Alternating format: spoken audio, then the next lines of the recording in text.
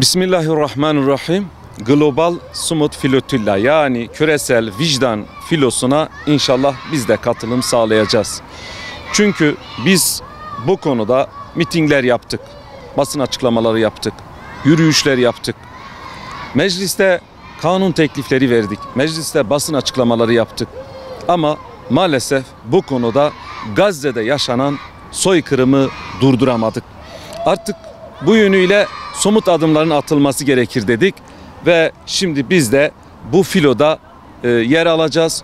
İnşallah buradaki de amacımız Gazze'deki ablukanın kırılması, bu soykırımın durması ve o çocukların ölümü bir an önce bitmesidir.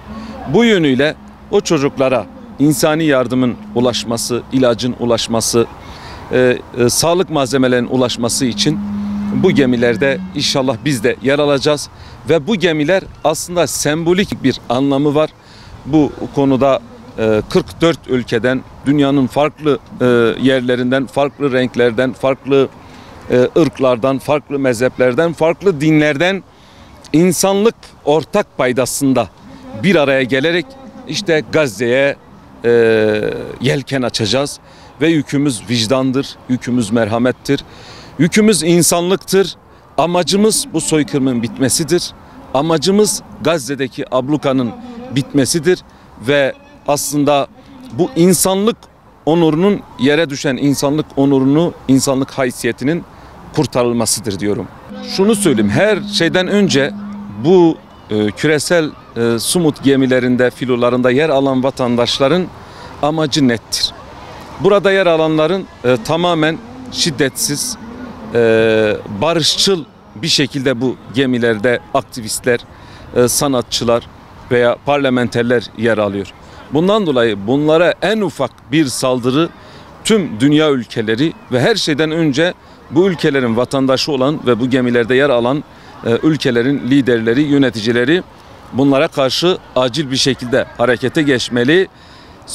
İsrail'le her türlü ilişkilerini kesmeli ve bunlara baskı yapılıp bir an önce bu vatandaşların sağlıklı, selametli bir şekilde bu Gazze'ye ulaşması ve memleketlerine de sağlıklı bir şekilde ulaşması için bu konuda baskılar, yaptırımlar, girişimlerde bulunması gerekir diyorum.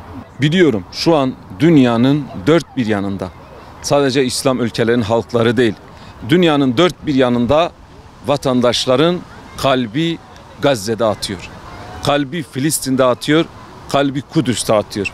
Ve belki de bu gemide olmak isteyip de ancak sınırlı sayıda kişilerin gemide yer alması sebebiyle gemide yer almayan vatandaşlarımıza da bir çağrımız vardır elbet. Bu vatandaşlarımıza çağrımız şudur. Evet, kendi evinizde oturuyorsanız ve belki çocuklarınızın içindeyken de aslında sizin eviniz de bir gemidir. Ticarette işlettiğiniz iş yeriniz bir geminizdir. Üniversitede, okulda veya farklı yerlerde yer alıyorsanız bulunduğunuz her nokta bilin ki sizin geminizdir ve bu gemilerin sesi olun. Sosyal medya üzerinden, dijital mecralar üzerinden bu geminin sesi olun ve bu gemileri gündeme taşıyın. Gazze'yi gündeme taşıyın. O soykırımı gündeme taşıyın ve bir an önce bu soykırımın bitmesi, Gazze'deki ablukanın kırılması ve oradaki çocukların, masumların insani yardıma ulaşması için herkes üzerine düşen sorumluluğu getirmelidir. Herkesin yapabilecekleri bir şeyler vardır diyorum.